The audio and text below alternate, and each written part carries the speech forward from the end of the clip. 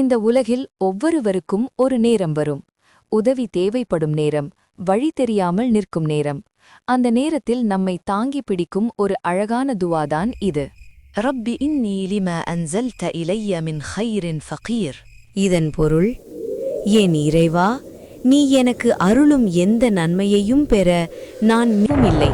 நான் பலவீனமானவன். உன் கருணை மட்டுமே எனக்கு போதும். இந்த துவாவை சொன்னவர் நபி மூசா அலைஹிஸ்ஸலாம். அவர்கள் தனியாக இருந்தார், பசித்திருந்தார், உதவி எதுவுமில்லை. அந்த நிலையிலும் புகாரில்லை, கோபமில்லை, மட்டும் பணிவு. இந்த துவா நமக்கு கற்றுத்தருவது ஒன்றுதான்.